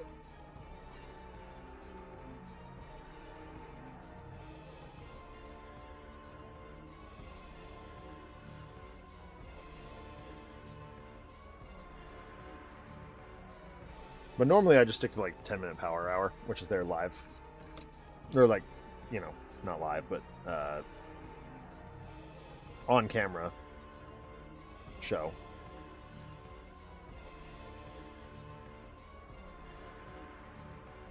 And I find it to be a little bit funnier. It's like if Good Mythical Morning was a little bit more edgy. And I watch that too still. I guess that's just nostalgia, but because I don't particularly find Rhett and Link very funny anymore. Yeah. I find their crew a lot more funnier than they are.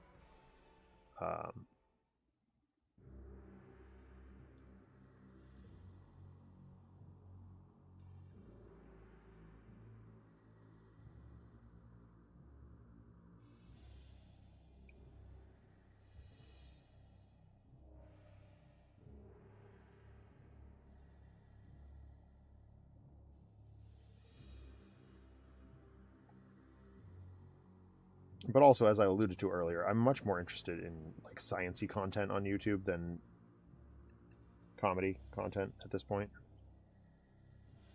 Yep, understandable.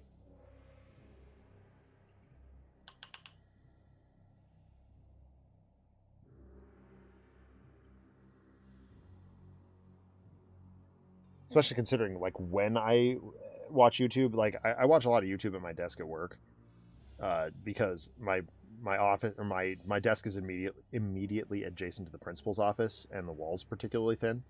Yeah. So I'm like, I'd rather have some sound on at my desk so I don't become privy to information I'm not supposed to know about.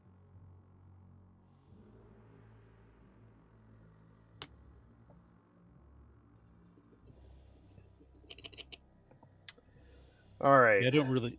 Sorry. No, I was just going to say, I don't really watch a lot of YouTube. Yeah. I mostly will end up watching, like, there's a few channels that I follow, and most of them are just, like, D&D related or things. Most of... Yeah, I don't watch a lot, period. Yeah, exactly. I'm like...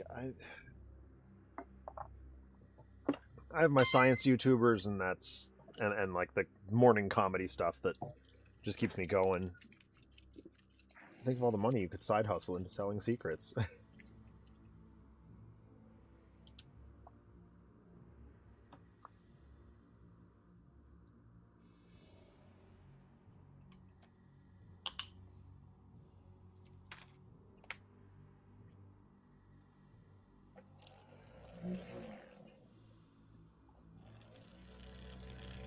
No, I've said it once, I'll say it a zillion more times. Citadel ink washes are like cheating.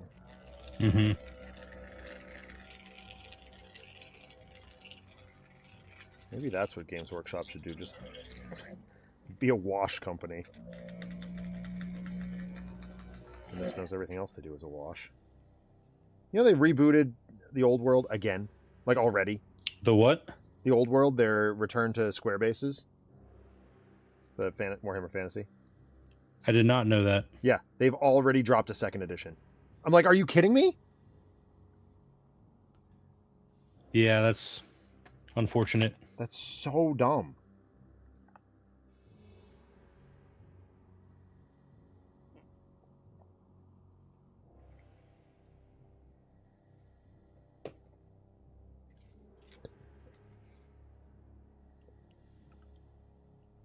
It's time for a new edition when you have put out content for everything you have.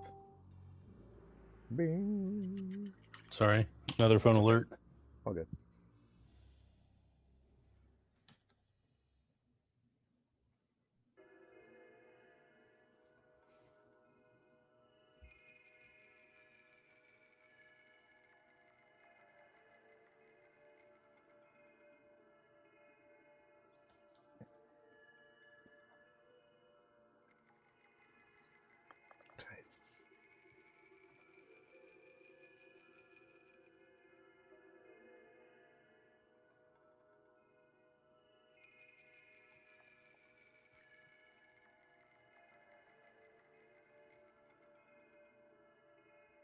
Look at this dude's astronomically large sword.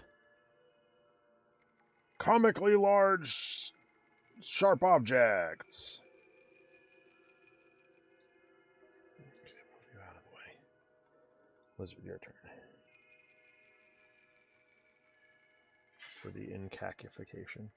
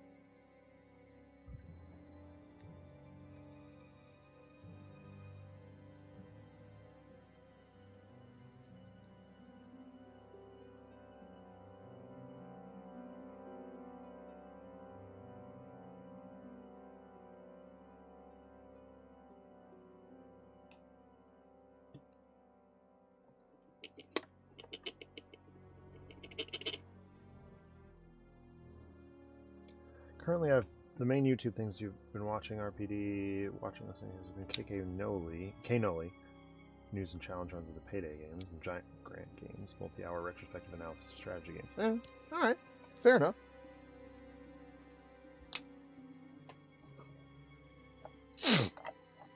Bless you. Yeah, sorry.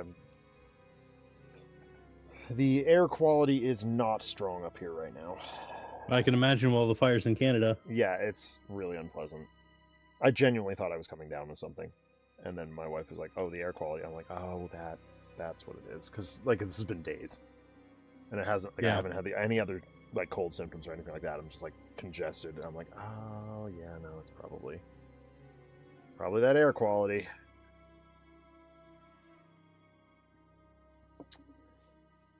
Yeah, let me get the drinking off nightshade. In front. Oh, Canada. Oh, Canada. Why are you on fire? Oh, good news. Wildfire related, which is a crazy thing to say. My buddy BJ, who lost his whole house and everything in the California wildfires. Was it last year? Early last year? The Palisades fire last year? Yeah. He finally got permission to rebuild and the insurance payout and all that stuff. So that's nice. Yeah. So good news for BJ, and I think his wife's name is Adrian. Really excited to see what they do with their property.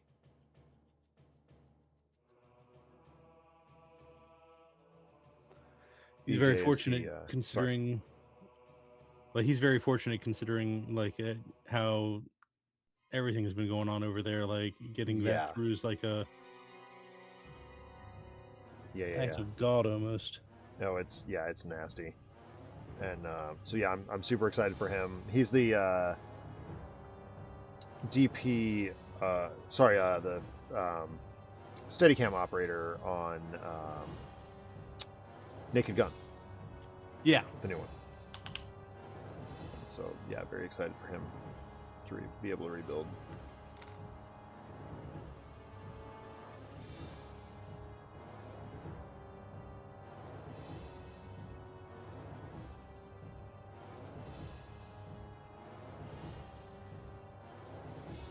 BJ McDonald.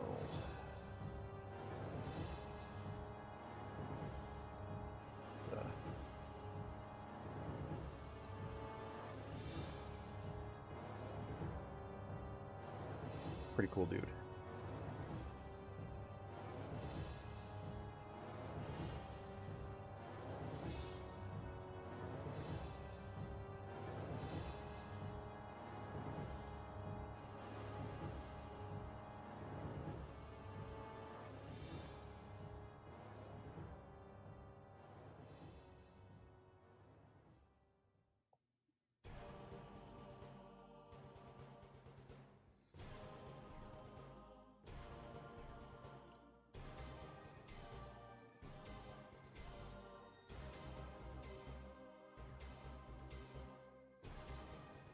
I think it's a shame that they're not going to do a sequel to The Naked Gun, but at the same time... Are they not? I don't think so. Yorm doesn't seem interested. And it sounds like Liam Neeson's not super interested either. He was just like, kind of like, hey, you know, let's do this worthwhile tribute to Leslie Nielsen. Which I think they did. I think they accomplished that with that movie. But... I think they did a great job, and there's something to be said for knowing when to hang it up. Yep. So respect, nothing but respect. But I do have to think of my boy's work. You know, Vitro absolutely slayed the cinematography on that, and BJ certainly with that Steadicam was. With no shortage of work to be done. Mm-hmm. Quite a lot of Steadicam work in that movie.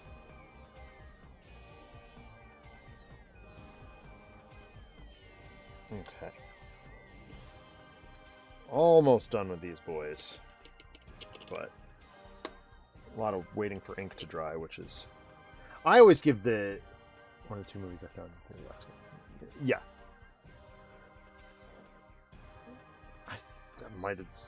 I didn't see a whole lot in 2025 in the theater. I didn't see a whole lot in 2026 in the theater.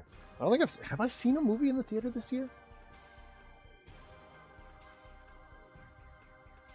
I just saw Odyssey, and I saw Mario earlier this year. Yeah, I missed that one.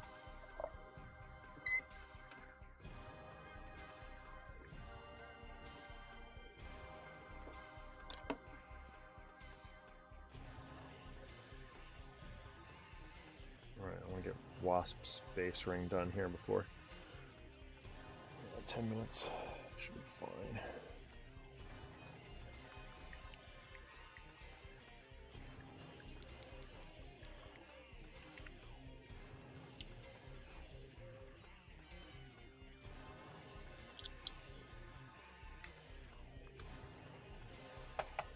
A lot of just gross detail work today, and I'm not upset about it. Better way to kind of duck back into this.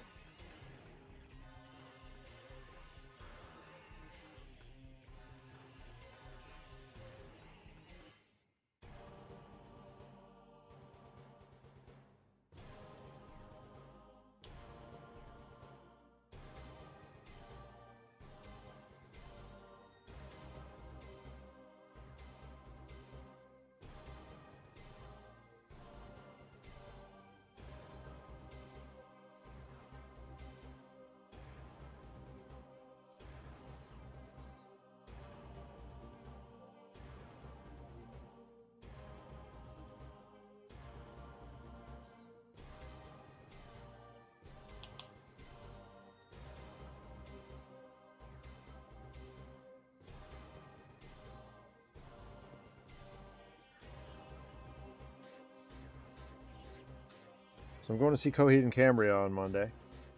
That'll be fun. Yeah, can't wait. Might have to. I don't know. I hope I get there with enough time to like get to a decent place. I'm on the pit, but I don't have the ability to get there early. Mm-hmm. Have to wait until, I don't know. It's only like a half-hour drive from my parents' house, which is where I'll be. So shouldn't be that big a deal. But I also don't like especially care. Like I'm not. They're the opening band, or like second opener. So I'm like I don't really care about. I'm not there to see Shinedown, so I don't care if I have to like. I'd rather leave a little bit early. I might catch one or two Shinedown songs and then leave. It's not like Primus. Like the last time I saw Coheed, they were opening for Primus, and Primus is legendary. Or Les Claypool is anyway. And Greg and I ended up staying for the whole show, with going into the same intention. But Shinedown is not the same. They're not on the same level as Primus. So I don't have a problem with skipping out, going home, going to bed. Hit the merch booth on the way out with minimal lines because everybody will be watching stuff. Mm-hmm. I don't know. Call me old, but that seems pretty good to me.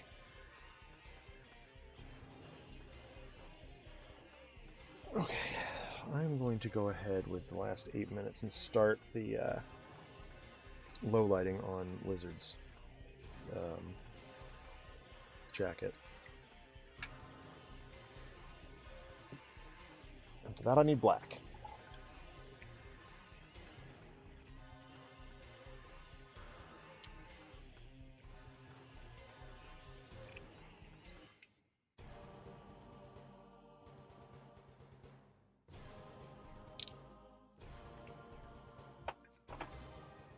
And you know what? I think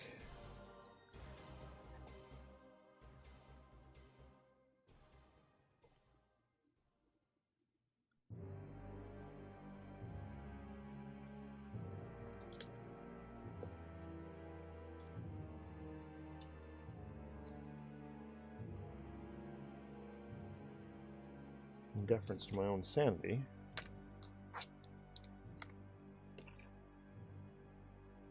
oh,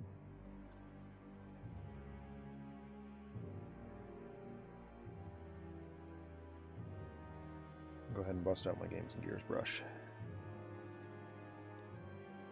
One of them.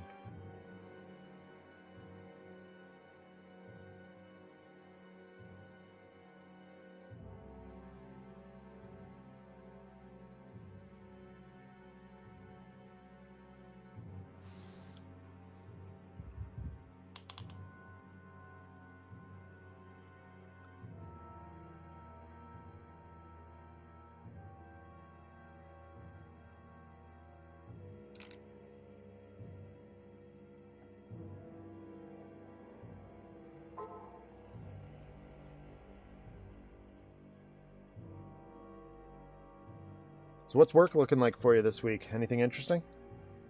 Not in particular. Nah.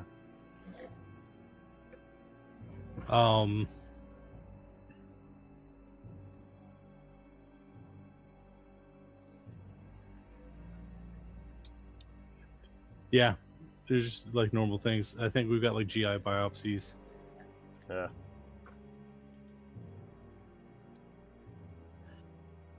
We're doing King Midas this week. That's a fun one. Oh, it absolutely is. You should watch the Muppet Classic Theater version. Oh, that's a good idea. Oh my god, that's a really good idea. Mm-hmm. I'll have to text Megan that. That's a really good plan. We were struggling with a good activity for the end of the week.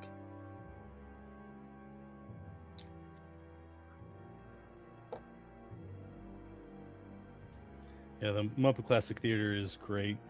It is.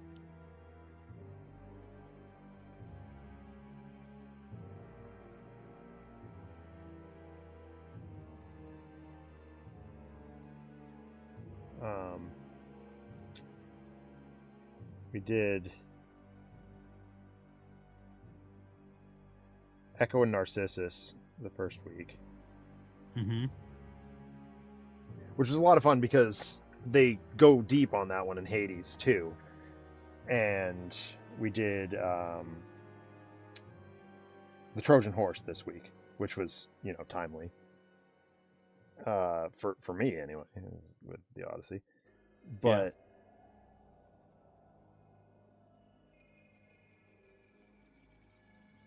it's interesting to watch the kids react to these things because a lot of them come from somewhat religious households where we are, and their idea of the god is fairly benevolent by comparison, where the Greek pantheon, especially, maybe not so much as the Norse, but there is a lot of cautionary tales out of those myths and stuff. You don't do what the gods do.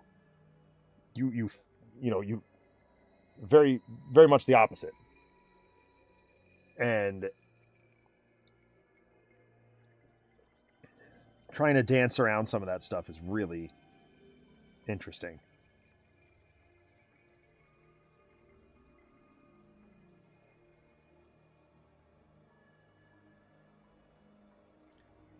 That does remind me. So doubling back a little back to the Odyssey the movie. Yeah. So I had said they changed the themes and made it more about his PTSD from the Trojan War. As such, they there was a significant chunk of the movie that was flashbacks and actually diving into the Iliad, to where this movie quasi seemed like a combination of both. Oh, cool. Which was obviously with a 3-hour runtime, it means you have to kind of cut corners with the Odyssey, to make sure that you fit in the things of the Iliad in order to get the themes that you're trying to get through across properly. Yeah. Which I think is not necessarily bad, but it is poor writing at that point in time. Okay.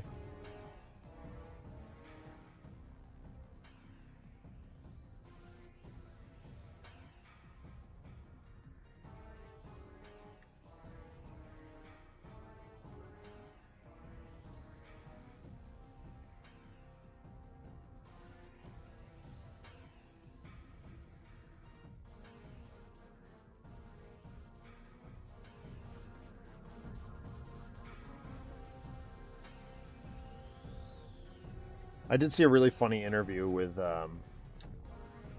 Matt Damon and Anne Hathaway and Tom Holland, where they were doing a Q&A thing. Yeah. And Matt Damon's card said, did Odysseus and Athena have a thing? A romantic thing? And Tom Holland, quick as a whip, goes, no, because she's married to me. Nice. I was like, wow.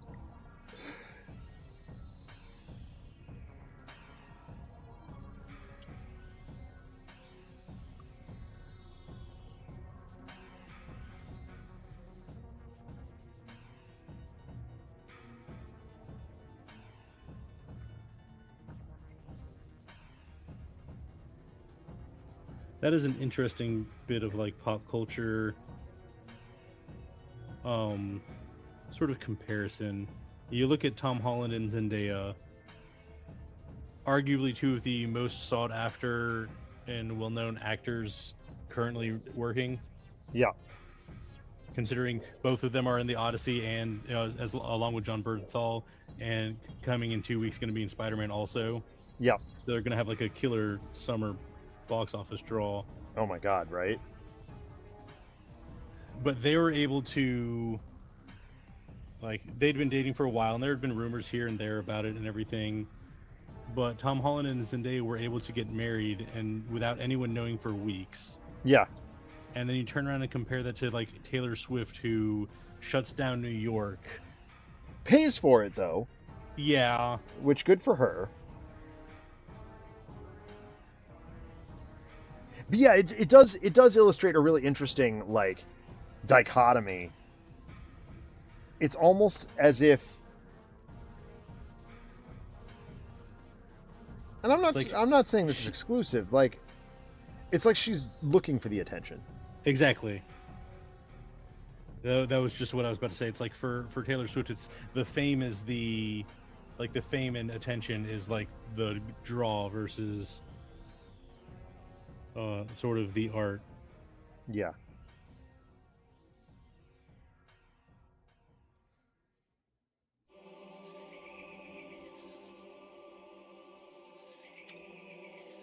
It also helps that Tom and Zendaya are ridiculously adorable.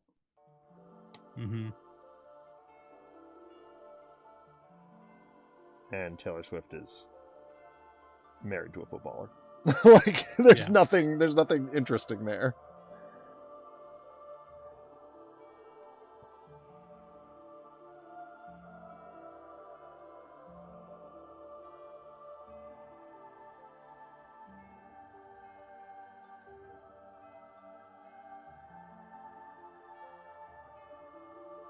All right, there's still a lot of these to go, but...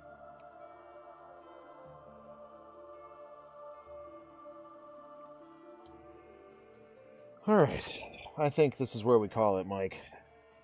Mm-hmm. We are both...